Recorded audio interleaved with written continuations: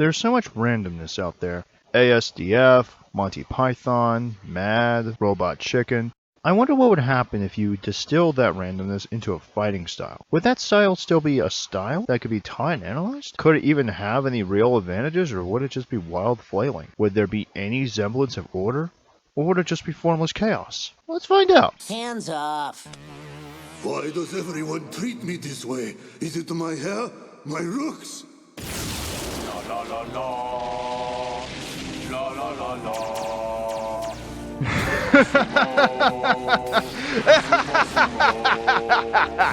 Oh, this is going to be fun. Hello everyone, my name is Brandon Green, and in this video, I'm going over one of the most infamous fighting styles in animation. Not because of its effectiveness or lethality, but because it is seemingly random and unpredictable. So, get out your lucky hankies and your yaya dolls, because today, I'm going to cover the elusive structure of the Wiggin fighting style of Bobobo.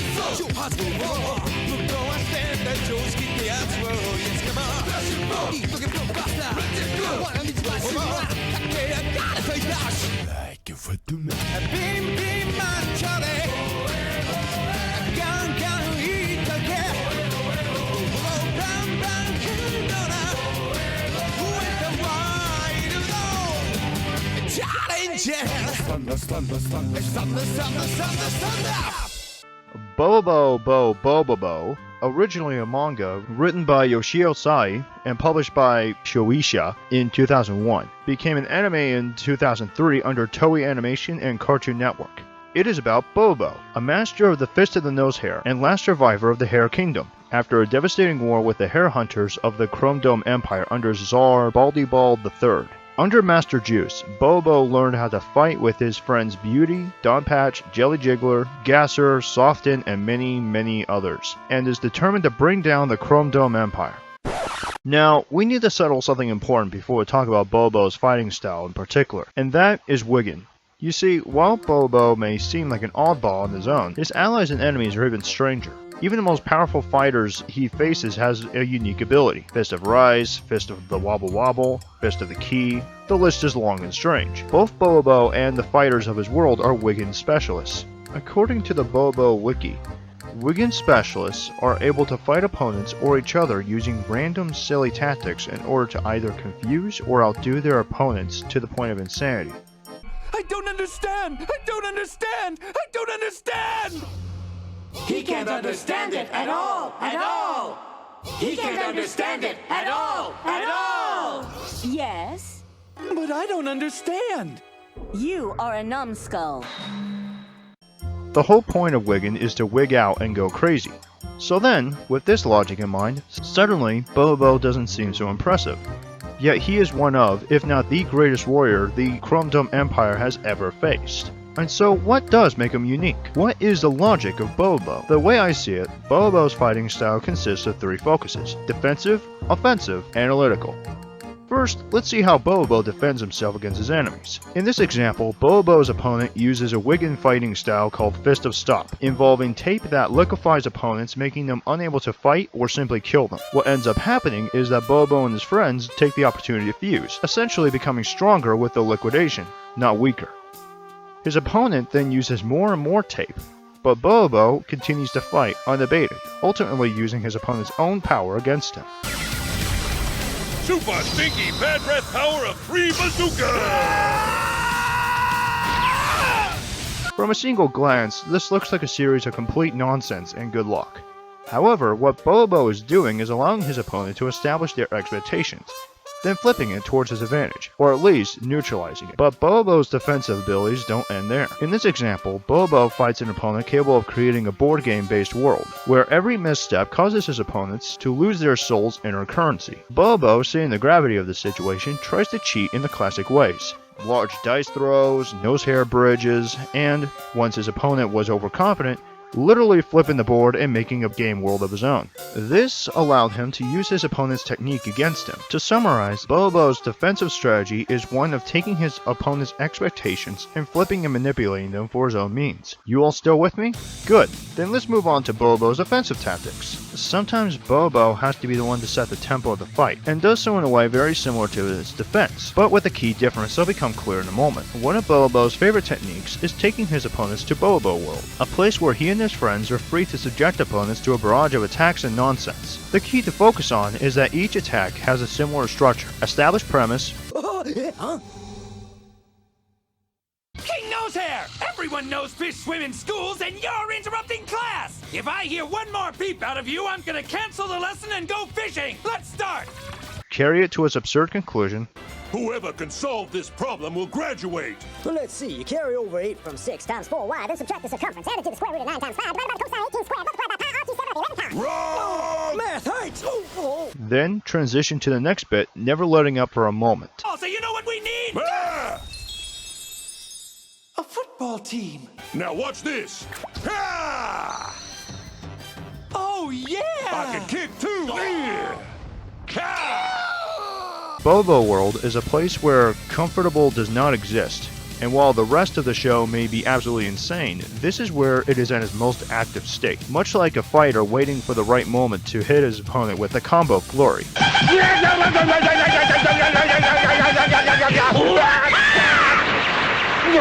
Let me out of this crazy world! Can't breathe!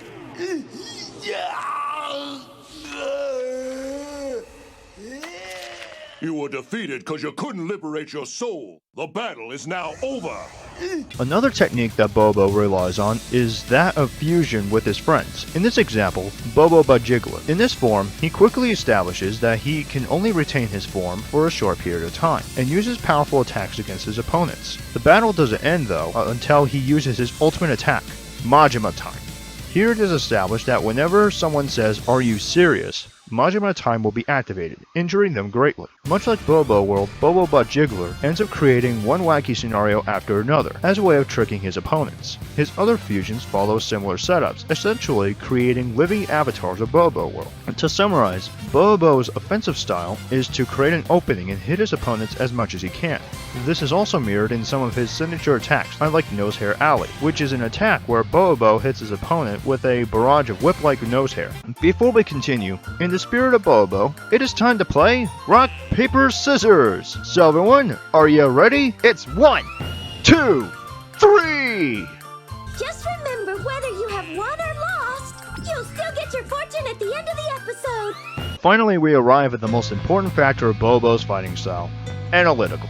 Much like the stereotypical anime hero, when Bobo learns that his opponents have a hidden power or hidden form, he'll often egg them on until they have to resort to it. While this is clearly a suicidal tendency that shouldn't be imitated in real life, Bobo does have a good reason for doing it. In this example, Bobo faces against a strong opponent named Over, who tells them that he will come closer to his true form every time someone makes him mad. Of course, Bobo and his friends set about annoying him to their best ability. I tell you, my churro will calm him down! I don't care, the corn brought sail! My tank's full. It's game over. I can turn into my real self. Game over. Bobo does this for 2 reasons. One is that fighters get better with every fight, especially those that push them to their limits.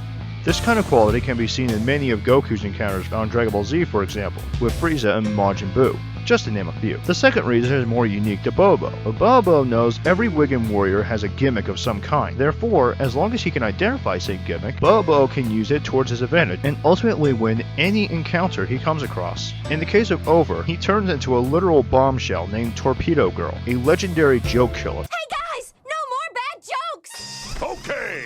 That outfit's not funny! Essentially, Bobo's kryptonite. Using a combination of his defensive and offensive tactics, Bobo ends up getting Torpedo Girl involved in his jokes and defeats her in Bobo World. Take a dip! Take a dip! Don't be a drip, go take a dip. Do the doggy paddle with a stiff upper lip.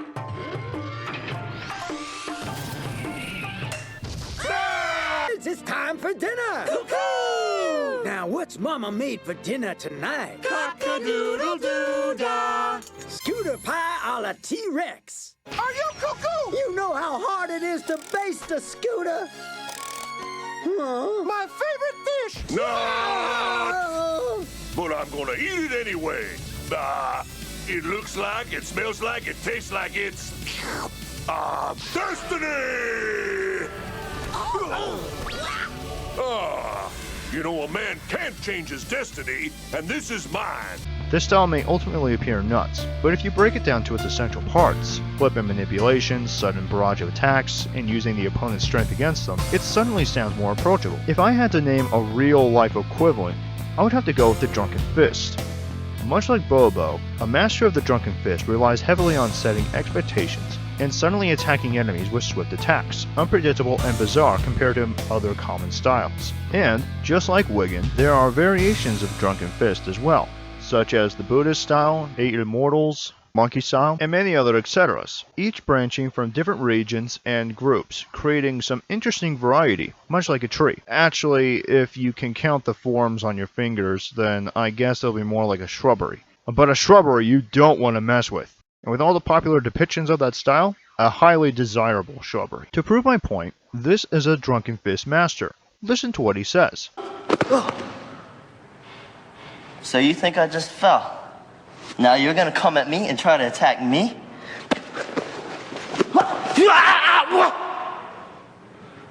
That is drunken boxing. This is exactly what Bobo does. He looks like a fool, luring his opponents into a false sense of security, only to brutally assault them as soon as the chance arises. Ha! Nasal hair!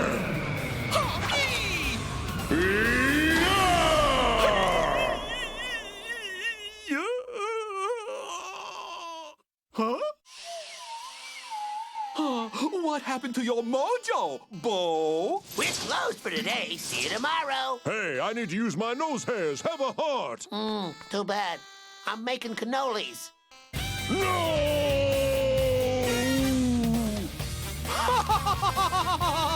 Oh, looks like you're hairless. Now we'll see what the master nose hair tamer does when his nose hairs are shut down. Everybody must be Bo-bobo! Your hair is mine!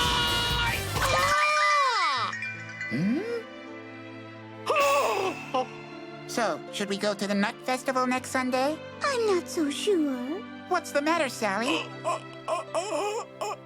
Bill, you must know, we're just no good for each other. But Sally, I can change, really. I love you. Who will I share my pecans with? Don't do this. Is it my body hair? I'll shave, I promise. Love stinks. Huh?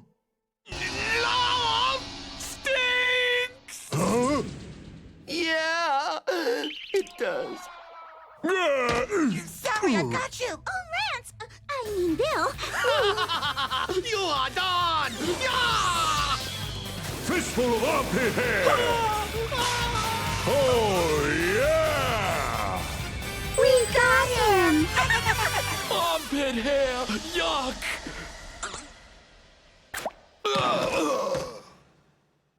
My armpits cleaned as clock. I kinda faked him out. Wow. Well, there you go. The most extreme version of Drunken Fist broken down to a simple 3-step formula. I think my work is done. But before I go, I am for the fortune telling. If you won, come on up and get yourself a piece of candy. Or, if you're watching this online, treat yourself to one. You've earned it. If you tied, then read some Brony fanfiction. Might I recommend My Little Dashie? It's a heartwarming tale about a man and his adoptive pony daughter. You'll love it. If you lost, then just rewind the video and play again, you doof. That's what I do. Goodbye, everyone. I'm trying real hard to fill out this entry form, but it's in Japanese. I'll just draw a fancy doodle. That should be enough to get noticed. Hot pepper gelatin. That's for me. Wait, I'm allergic. The end.